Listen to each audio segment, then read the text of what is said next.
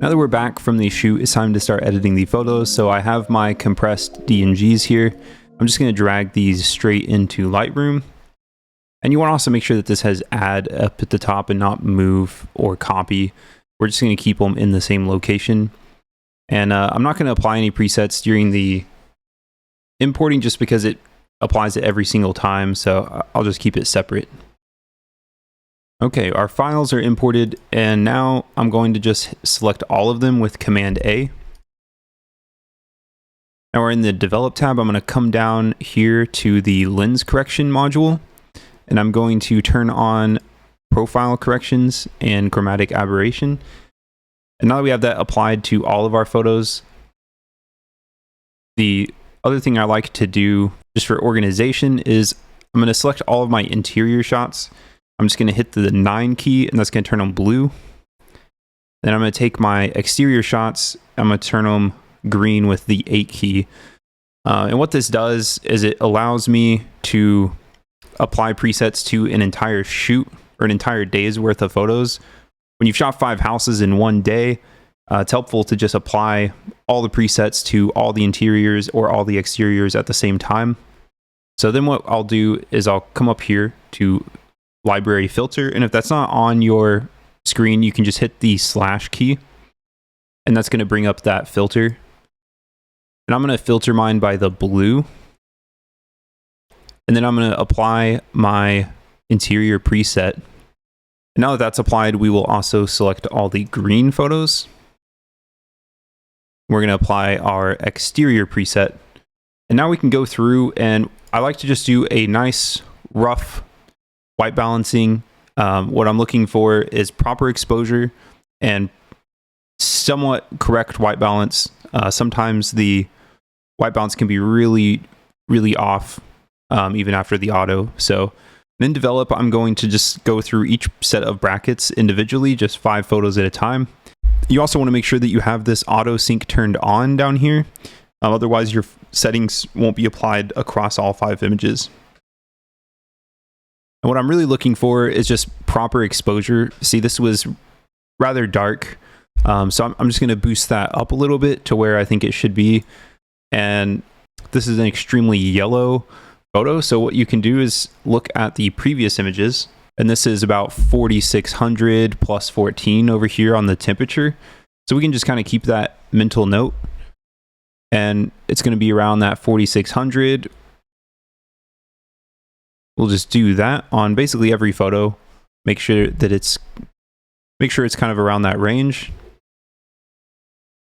And then I'm just going to play with that exposure a little bit to make sure we don't have anything way too dark or way too bright. And then I'm just going to go do that through all of our interior images. And then after that, we'll do the exterior images a little bit differently. Just a quick note here, we're also not trying to get these perfect. We just need something pretty close to what it looked like when we were there.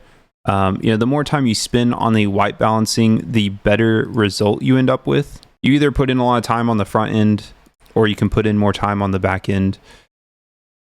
Really, that's your preference. Here's the shot we took of the balcony door, and so as you can see, the exterior is going to be blown out. We're going to just kind of boost it a little bit. And we have our darker images here to kind of fill that spot. In this case, it's so dark it's hard to see, so I like to just come over to one of these brighter images, and makes it a little bit easier for white balancing. I don't want to push the highlights down too far because you'll end up with weird artifacting where it's blown out. So what we can do is just drop that exposure back down. Now we're on to some of the exterior images, and basically I'm just going to pull the highlights down if it needs to be. And then I just want to adjust that exposure. And then of course the white balance, I just do, most of the times you can leave it as it was shot. Sometimes you have to adjust it. Like in this case, a cloud came over the sun and it made everything a lot cooler. So we're going to have to really push that white balance a lot warmer than normal. And then we'll pull those highlights down. Maybe we'll even get it a little bit darker there.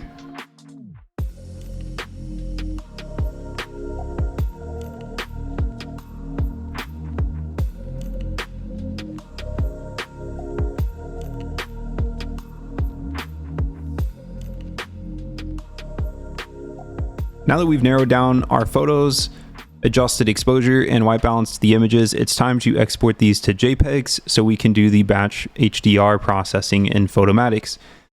I like to just keep these in the same folder that I brought the photos in from. I'm just going to put it in a subfolder called Edits. You can put JPEG, you can put whatever you want. Honestly, it really doesn't matter.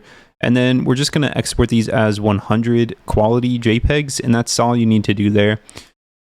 So now we just have to wait for these to export, and then we will do the batch processing.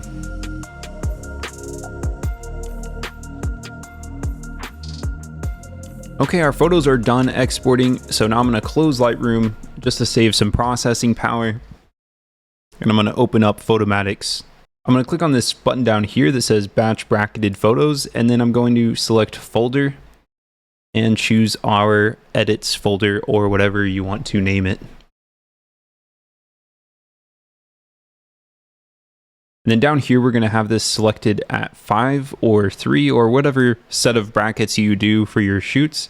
And then I'm going to put it in a subfolder. And then we're going to have TIFF 16-bit. Then we're going to use our True Homes Photomatix preset.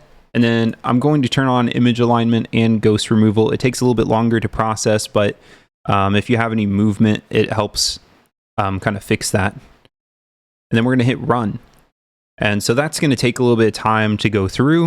And now that Photomatix is done processing, we're going to take our merged photos and take them back into Lightroom.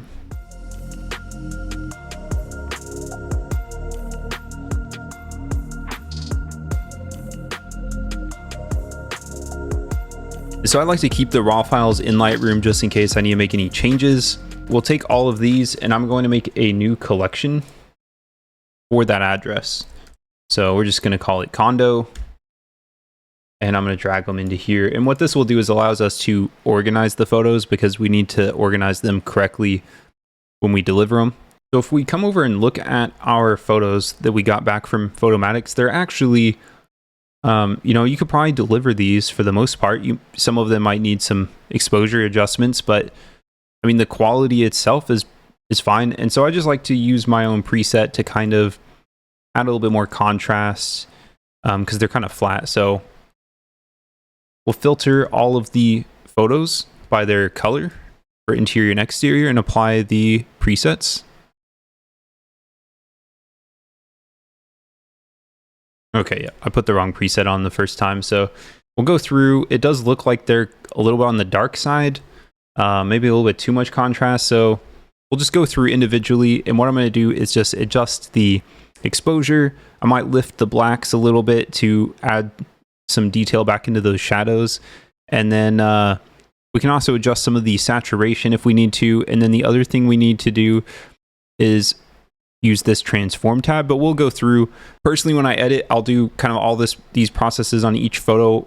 I'm going to just go through the photos kind of multiple times, just doing one process each time I go through. So right now I'm just going to adjust exposure and maybe lift some of the blacks to bring some detail back into the shadows there.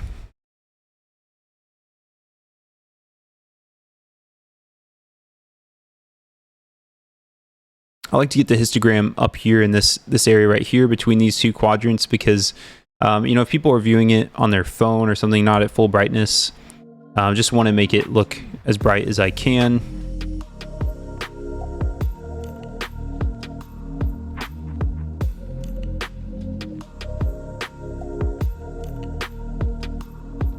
On the exteriors, sometimes I boost this dehaze just to give it a little bit of a little bit more contrast.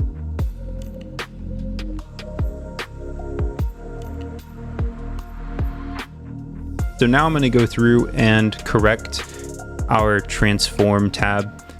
This is going to fix the verticals and stuff. You can see we had to kind of tilt the image here. So what I can do is just, the auto works most of the time. This is still crooked, so we can try vertical. If that doesn't work, you can actually just do it yourself. This one doesn't really have a lot to choose from, so we'll just have to go over here.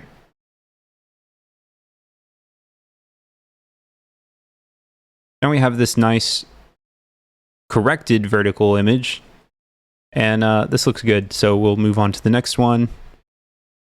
Try out the auto. didn't work so well. Vertical seems like it's working pretty well, so we'll just usually hit that constrain crop button and it will do a good job.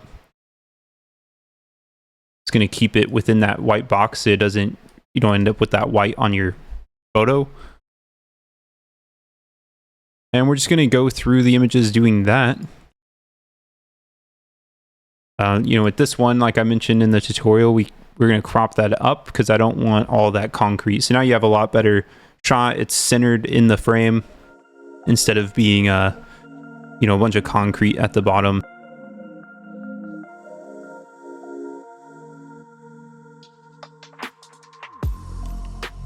All right, so now we're done with that. Next, we're just going to kind of adjust the color a little bit. I'm going to go ahead and just select all of these interior images. The preset normally has this. I think I used the wrong one.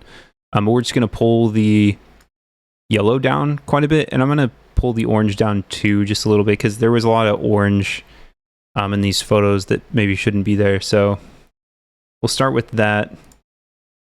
And then I'll just go by each image, and we'll just kind of adjust the color if it needs to be adjusted. And like this one is very blue, so we have a few options here. We can just kind of like desaturate it, but it now, you know, looked gray, and the paint wasn't really gray. So we're gonna have to do some local adjustments with this, or we can just kind of boost the entire image more yellow. We'll start with that. We'll go back through and do local adjustments after this step.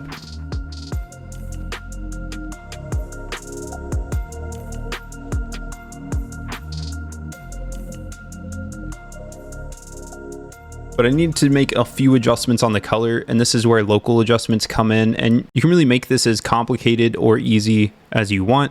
One of the things I want to do here is warm up the building because it is very cool. And then in this shot, it's, you know, more of a warm white. So I'm just going to take my brush. I'm going to make sure my auto mask is on, and I'm just going to add a little bit of yellow to this. And then I'm going to take the saturation out, and I can just paint the building. Maybe we'll go a little bit less on the yellow.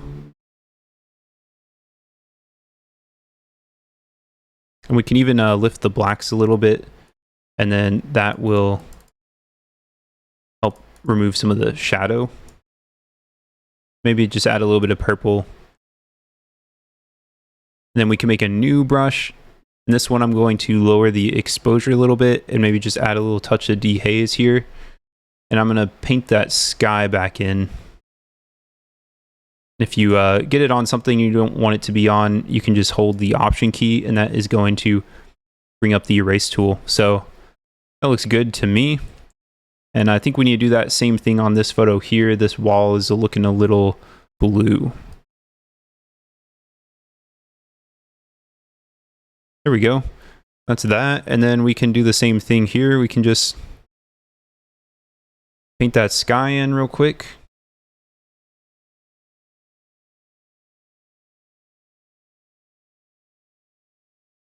Yeah, it looks a little bit more consistent with the previous image. And then now with this photo, we're going to do kind of the similar thing with the sky.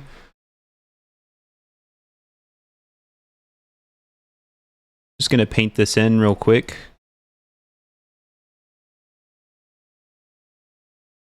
So we'll just stick with that. I mean, it's just for a real estate photo. That's, you know, all you really need it to be. And then I have this brush here for a warming filter. We might need to go a little bit more extreme with the warm on this.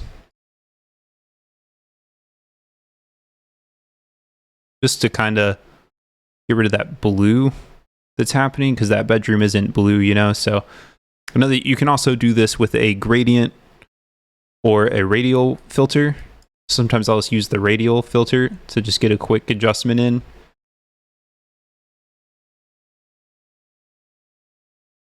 And then that's where this is going to come into play here. It's still, this is looking really purple. I think that's a little bit better. And then you can also use this to add some exposure into areas that are looking a little bit dark. Or even just lift the blacks to increase the shadows there. And with this image, we can actually do the opposite. We can just invert our mask. increase the exposure around the window so we don't mess with the window exposure. And this is going pretty overkill. You don't really have to do all these adjustments.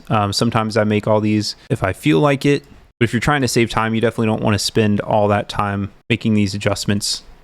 All right, so I think we're pretty much done with the editing side of it. So now I need to organize the photos, and I like to do these in a certain order.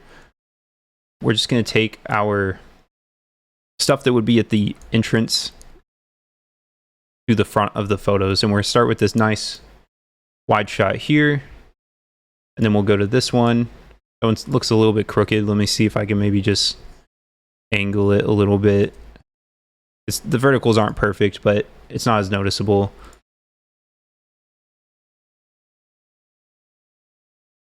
And then we'll start with this one here outside the front door of the unit. You know what, we'll make some adjustments here because that's looks like a creepy hallway.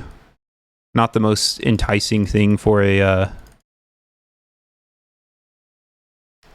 real estate photo. So we're just gonna kind of lift the shadows there, and we'll just kind of take out some of the saturation, and that's a little bit more acceptable there. Let's maybe use this straight on shot first. Yep, and then we'll just go through. I always like to do the primary bedroom first. So we'll stick that one here with the bathroom. And then we'll put this bathroom after. Now we have the balcony, elevator. Actually, to tell you, we'll put the elevator after the staircase. There we go. Then we got the garage and the back of the building. So we're ready to export these now. So I'm just gonna come over to export. I'm gonna change this to full or final. You know, again, whatever you want to put that as. And then we're gonna just change this title to the name. This is gonna be like street address plus street name. So we'll just do like 123 Main Street. If I could type. And then I'm going to leave that quality at 100, and I'm just going to turn on this sharpening for screen. And we're going to leave it at standard. And then we'll export these. Of course, this is a little bit drawn out. You don't have to make all of those local adjustments if you don't want to. But now once you've exported these photos, you're ready to upload these for delivery.